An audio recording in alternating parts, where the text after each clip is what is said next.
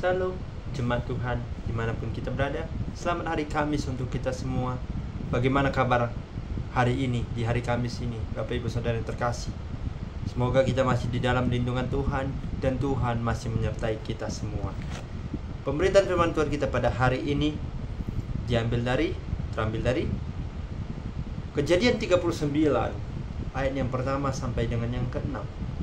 Kejadian 39, ayat yang pertama sampai dengan 6. Dengan judul perikop, Yusuf di rumah Potifar. Begini firman. Adapun Yusuf telah dibawa ke Mesir, dan Potifar, seorang Mesir, pegawai istana Firaun, kepala pengawal raja, membeli dia dari tangan orang Ismail yang telah membawa dia ke situ. Tetapi Tuhan menyertai Yusuf, sehingga ia menjadi seorang yang selalu berhasil dalam pekerjaannya.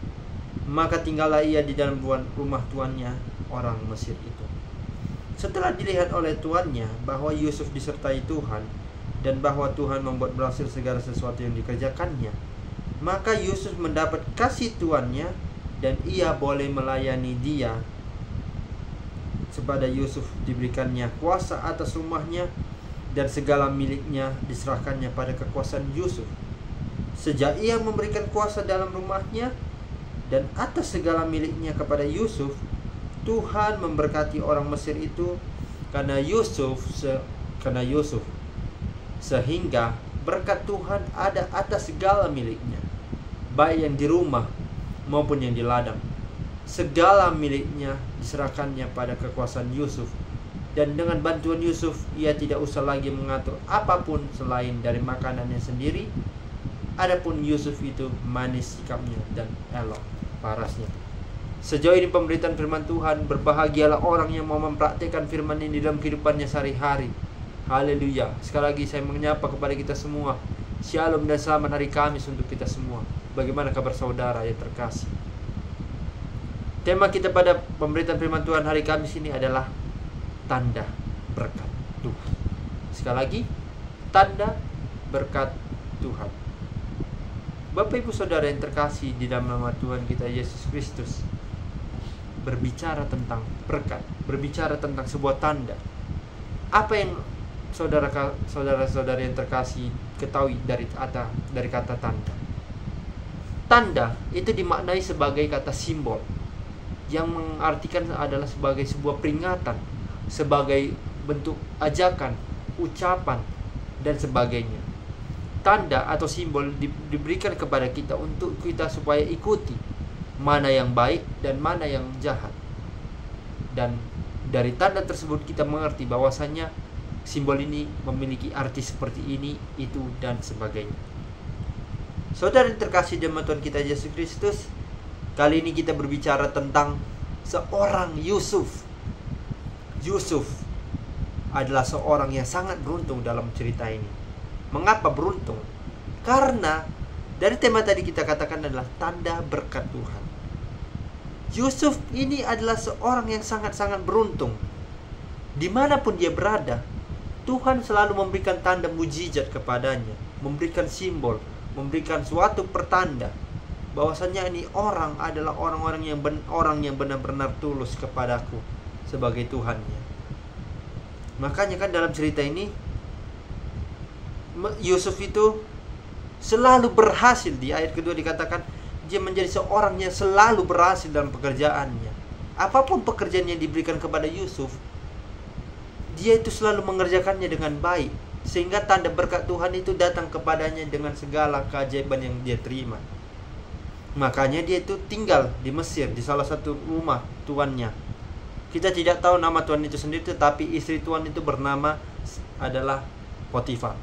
Tuan dari Yusuf ini adalah seorang pengawal raja di Mesir, yaitu Raja Firaun, yang terkenal sangat baik, yang sangat-sangat patuh kepada Firaun itu sendiri sebagai raja. Nah, pada suatu saat itu Yusuf dibawakan ke rumah tuan itu, dan diberkatilah dia. Apapun yang diberikan pekerjaan dari tuannya itu, Yusuf selalu mengerjakannya dengan baik. Yusuf selalu mengerjakannya dengan sama dengan bijaksana dan selalu berhati-hati. Dan makanya pada saat itu ketika Yusuf dilihat orang tuannya itu bekerja dengan baik, maka Tuhan itu berkata kepadanya, boleh engkau berkuasa di rumah ini, aku akan mengikuti engkau. Apa tanggapan Yusuf sendiri? Yusuf sendiri, baik Tuhan, aku akan memperkerjakan, aku akan mengerjakan semua apa yang aku bisa kerjakan, dan itu semua seturut dengan kehendak dari Tuhan, dan aku bisa menurutkannya. Dan terima kasih Tuhan karena telah mempercayakan aku sebagai orang yang benar-benar bisa berkuasa di rumah ini. Nah, kita bisa belajar Bapak Ibu Saudara yang terkasih, tanda berkat Tuhan itu sangat-sangat berlimpah kepada Yusuf. Yusuf sendiri itu tidak dibiarkan Tuhan sendiri. Tuhan mau dia itu hidup dalam kesederhananya, pekerjaan yang selalu berhasil. Tuhan tidak pernah akan meninggalkan dirinya. Makanya kan suatu mujizat tanda berkat yang datang kepada Yusuf itu adalah dia bisa berkuasa di atas rumah tuannya sendiri. Bayangkan loh, kalau kita sebagai budak itu kan tidak punya kuasa untuk berkuasa kan. Tetapi bedanya dengan Yusuf ini adalah dia bisa berkuasa atas rumah yang dimiliki oleh tuannya yang di atasnya. Tuannya itu adalah kepala raja, kepala pengawal raja dari Firaun. Bayangkan, seorang budak yang awalnya tadi budak dijadikan Tuhan sebagai penguasa di rumah itu, dan tuannya itu mengajak kepada Yusuf supaya dan memberikan kuasa kepada Yusuf agar dia berkuasa di rumah itu.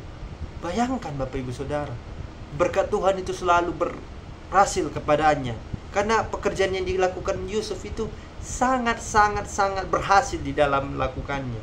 Dia tidak pernah ingkar janji, dia tidak pernah ketika diberikan pekerjaan, dia tidak pernah yang namanya melarut-larut dalam melupakan pekerjaannya. Dia langsung mengerjakan apa yang dikatakan oleh tuannya sendiri. Oleh sebab itulah makanya dia diberikan kuasa penuh atas rumah yang dimiliki oleh tuannya itu. Nah, tetapi kalau kita berbicara dari ini kan kita berbicara dari ayat 1 sampai 6. Tetapi kalau kita berbicara dari ayat-ayat selanjutnya, itu banyak sekali kejadian-kejadian yang dialami oleh Yusuf.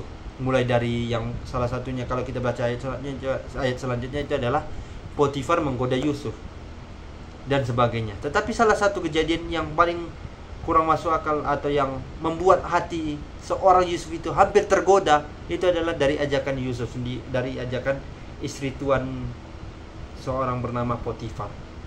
Ketika Yusuf dilihat Potifar ini sedang tertidur, ada gairah tersendiri, ada hawa nafsu yang tersendiri dari Potifar itu. Makanya di ayat 7 dikatakanlah, marilah tidur dengan aku.